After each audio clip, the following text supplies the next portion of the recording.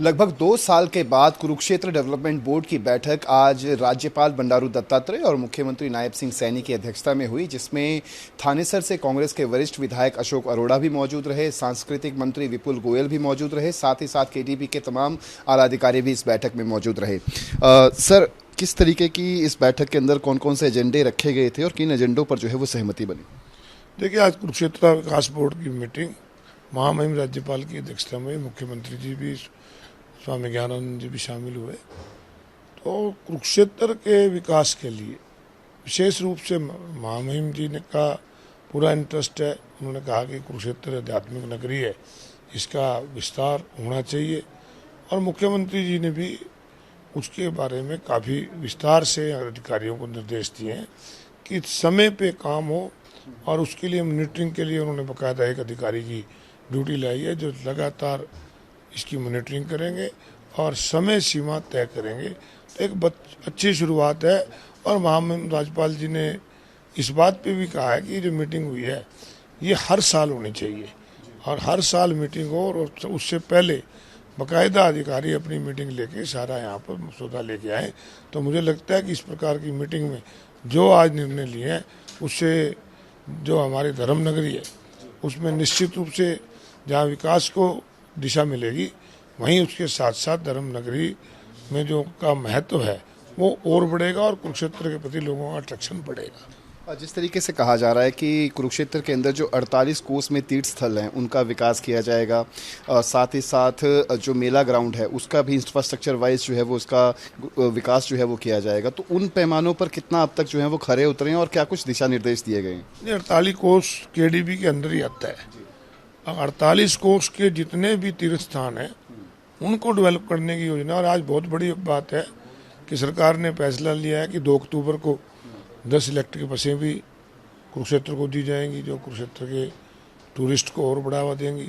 इस प्रकार से टूरिस्ट सेंटर को भी खोलेंगे ताकि लोगों जो बाहर से टूरिस्ट आए उनको दिक्कत ना आए, और जो हमारा जो केशव पार्क है, थीम पार्क जिसे कहते हैं, उसके डेवलपमेंट करने की बात भी कही। और इसके साथ साथ जो केडीपी के साथ लगती जगह पूर्वी तट पे है, जो उसको अच्छे ढंग से विकसित हो, उसमें चाहे झूले भी लगाने पड़े, पार्क के रूप में डेवलप हो, तो बहुत अच्छी बात है। कि कुरुक्षेत्र में आपने देखा होगा कि जो हमारी 60 एकड़ केडीपी है वहाँ सफेदा लगा हुआ है, एक जंगल बना हुआ है।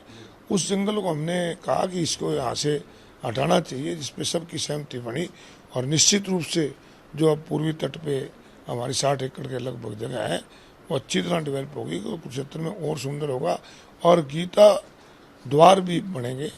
इस प्रकार से जो हमारे गीता के अंदर महाभारत के हमारे जो है योद्धा थे उनके नाम पे वहाँ पर चौक भी बनाने का निर्णय लिया गया।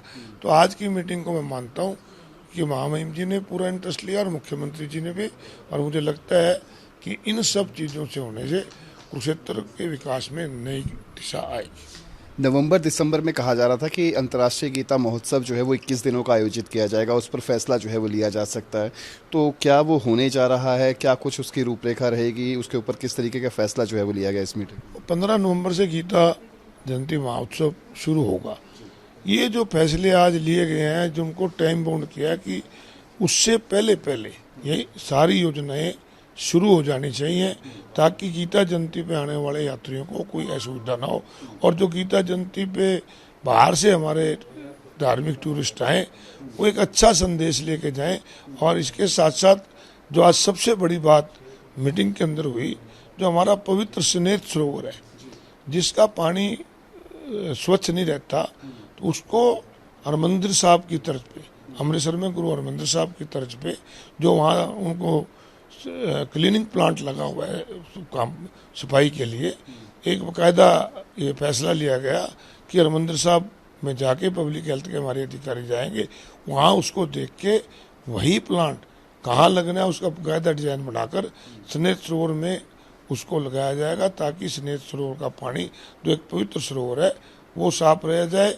और कुरुक्षेत्र के जो हमारे पश्चिम साइड में डंपिंग पॉइंट बना हुआ था, हमने उसके बारे में भी कहा, तो मुख्यमंत्री जी ने सख्त निर्देश दिए कि ब्रह्म सरोवर के नज़दीक पूरी तरह से सफाई व्यवस्था होनी चाहिए। और एक निर्णय और भी लिया कि स्वच्छ रहे हमारा स्नेह सरोवर, तो केडीपी सफाई नहीं कर पाती उसको नगर निगम परिषद में देने का निर्णय लिया।